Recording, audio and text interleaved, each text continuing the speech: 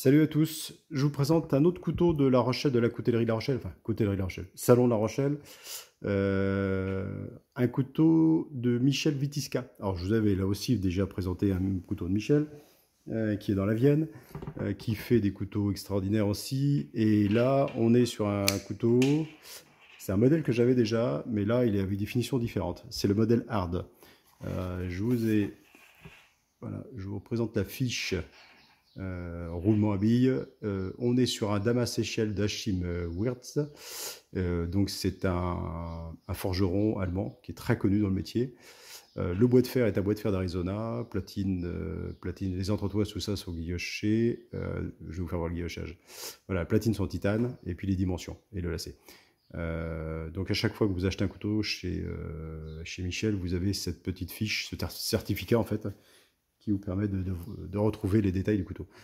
Alors, c'est un couteau que je trouve somptueux.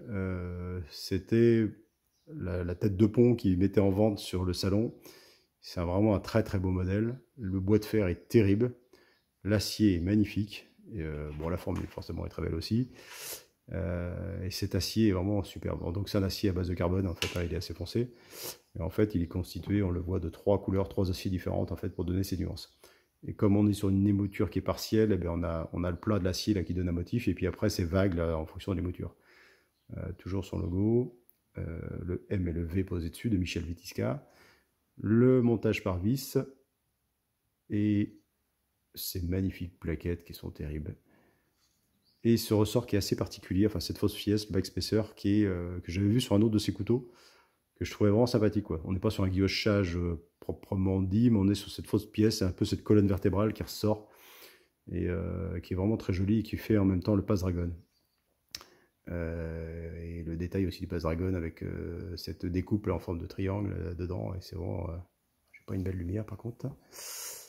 Et j'aime bien le fait qu'il dépasse comme ça, c'est vraiment très joli, quoi.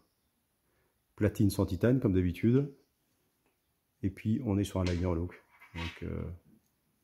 Donc détente terrible.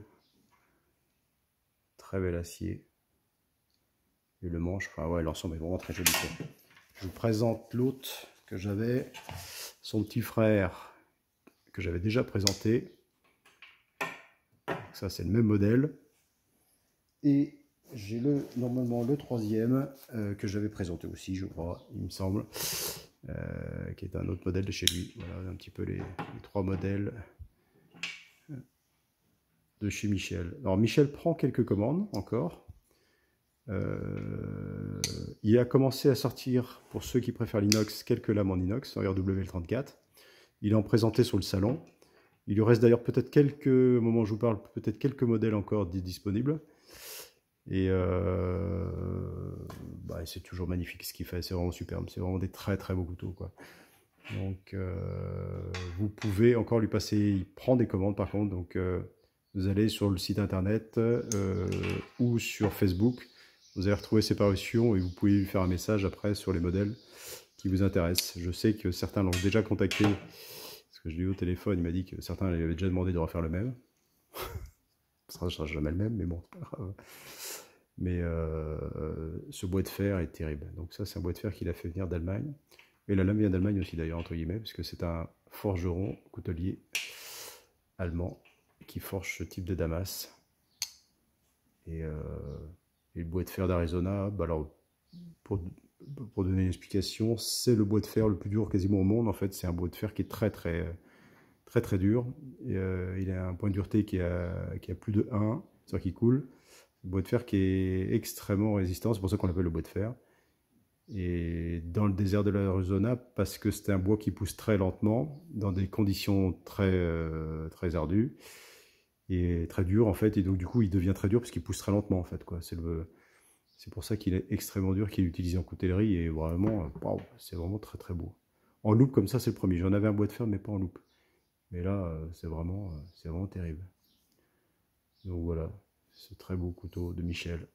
Encore une fois, c'était pas prévu, mais là il était trop beau celui-là, je pouvais pas le laisser passer. Donc voilà, vous pouvez le contacter, il vous répondra. Je vous dis à bientôt, merci.